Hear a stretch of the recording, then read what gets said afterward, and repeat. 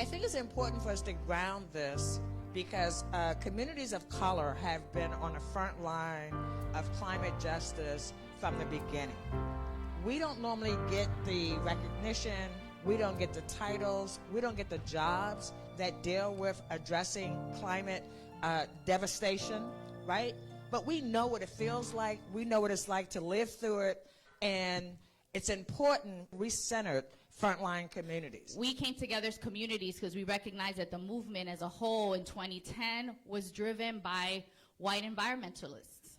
And there was a need for communities to come together and not identify only the harms of an economic and an environmental injustice, but the lack of imagination that was coming in the kind of solutions that we were driving.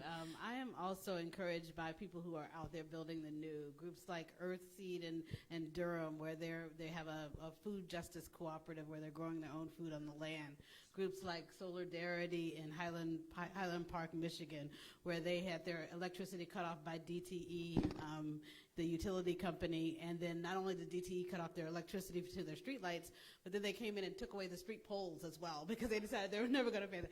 And so they did a series of bake sales and lemonade stands, and they actually raised enough money to get street poles back and then actually put solar panels on those street lights, and now they're back in the light. So I'm encouraged by people who are building the new and not doing it through the capitalist economy and market-based mechanisms. We have a powerful movement, and we're in a new place, and people are listening to us, and they can't move without us. And so I've been really proud about the power that we've been able to build all across the climate justice movement.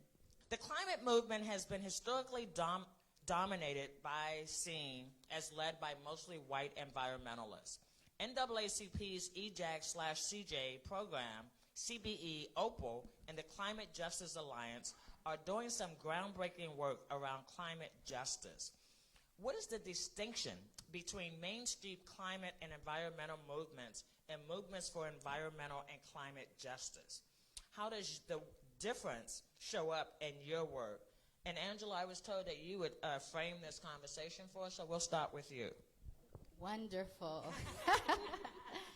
Yeah, no, I think, so we've put out a lot and received a lot from our ancestors and the different community groups that were engaged in the environmental justice movement, right? That's really the principles, the history, the experiences, the struggle that we are built upon as a Climate Justice Alliance. And like I had said before, we came together to strengthen that movement, right? To continue the legacy of that movement. And that movement is grounded in a set of principles, right? The environmental justice principles that assure that we're able to frame the discussion, that we speak for ourselves, that we engage in bottom-up organizing, and they're strengthened by the Jemez principles, right? Drafted in 1996 to assure that we're engaging in multi-sector movement building, power building for the grassroots. And so the kind of engagement that we've been active in around even the Green New Deal, right? When we started activating translocal organizing around the Green New Deal, which we weren't the one that introduced it, right? Highly impacted communities that are closest to the problem, honestly, weren't the ones who came to and sat in offices up in Washington, D.C. and demanded a Green New Deal. But we were the ones who were demanding environmental justice, and we were the ones who were demanding just transition for decades, right? We could say, if we brought in the Indigenous Environmental Network here, would say we were demanding it for 527 years. Yes. Right? And so we're on the eve of the 50th anniversary of Earth Day, and folks are like, whoa, it's the 50th anniversary, but we're like, it's been 500 years, right? So how do we build the new? Continue building the new, changing the story, reinvesting in communities, shifting power, building grassroots power, because we're not going to win in our environmental justice fights. The Green New Deal isn't going to look like what we need it to look like. It is not going to get implemented the way we want it to, and we definitely have co-organized and organized translocally with Portland and OPAL around it, but there's a lot of work to be done. Unless we're centering frontline communities, that work is actually going to set us back, not set us forward. Yes, amen. Thank you, Jackie. Yeah, so I was at an event recently at the Sundance Film Festival, and there was this guy who was crazy. Hey. But But that aside, so they were playing this video from the Hip Hop Caucus. It was Ain't Your Mama's Heat Wave, and there was a comedian in there, and he was talking about being now in these frontline spaces, frontline-led spaces, and he was saying what a difference it was from the other when he was in these traditional environmentalist spaces. And he said in those traditional environmental spaces, the priorities were straws, sea turtles, and then black people. And so really recognizing the need for frontline community leadership, as we opened earlier with Reverend Mondane, and then hearing Commissioner Hardesty, we see what it means to actually have frontline leadership from folks who are most affected and are driving the types of change. From when I first met then President Hardesty, at that point President of the NAACP branch, and we were doing our energy justice trainings in 2016, to then seeing her in the leadership around the Clean Energy Fund, to now seeing her as commissioner. That's just the type of power that we're working on building, and this is just a kind of change and shift that we see from kind of the traditional environmental spaces where the power rests with folks who aren't necessarily holding human and civil rights at the center of the work. Thank you. Hear, hear.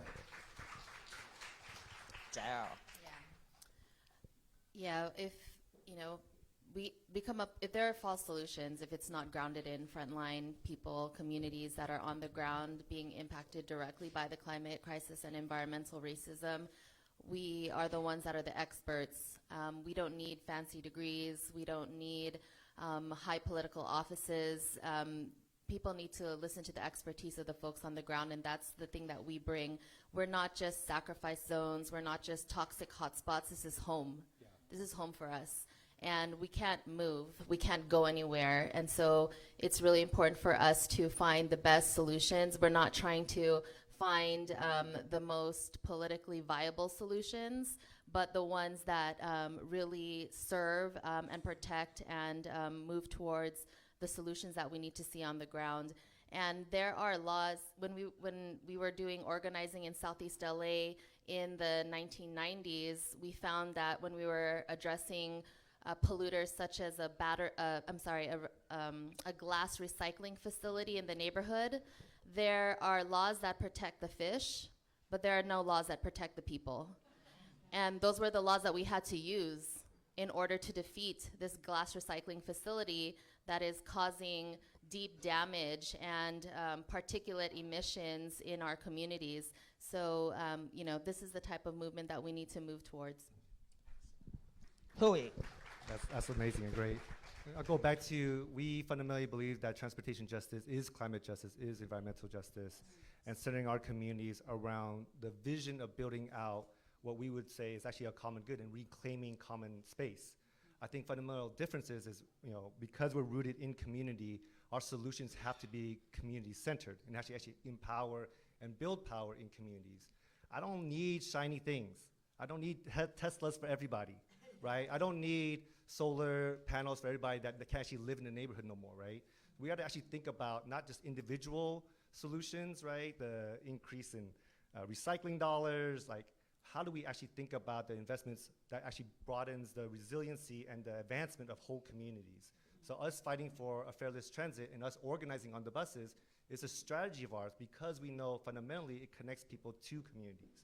And we have a strategy building not just in the state of Oregon, but building with partners and neighbors in California, in Washington, globally through the Climate Justice Alliance, because we know our struggles are interlocked. So we cannot come up with a solution that has an impact in your backyard, in your neighborhood, in your home.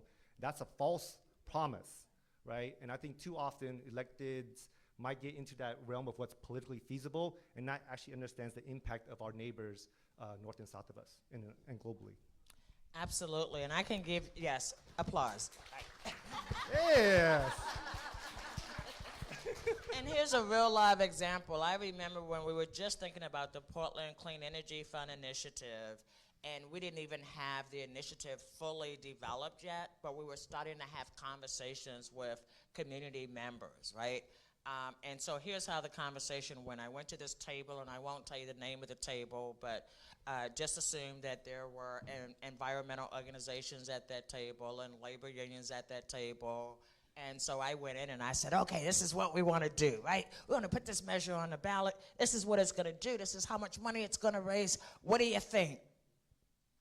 And they're like, well, we're not at the decision-making table.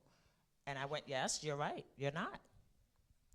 Well, why not? We don't support things that we're not at the decision-making table, right? I said, well, there was a good reason why you're not at the decision-making table. And they asked, well, what is that? It's because you tend to take over tables that you become a part of. And so this is being led specifically by communities of color. And we will invite you to be a partner. We'll invite you to support our effort. But all their conversation was about this wasn't the right time, right? When we started off, we've got to pass our, what's that thing we've been trying to pass for 25 years? The cap and trade. We got to get that passed first, right? So we rewrote the measure to say that if by chance, after 25 plus years, we pass cap and trade, whatever funds we raise will be reduced from whatever they have to pay for the state. Took that argument away, right? But the reality is that this is the very first time in Oregon's history that communities of color came together and worked to develop a proactive ballot measure, and then were the leaders at selling it to the rest of the public, right? We can do this with the right coalition, with the right people in the lead, with people that are leading based on their values and based on understanding who's directly impacted.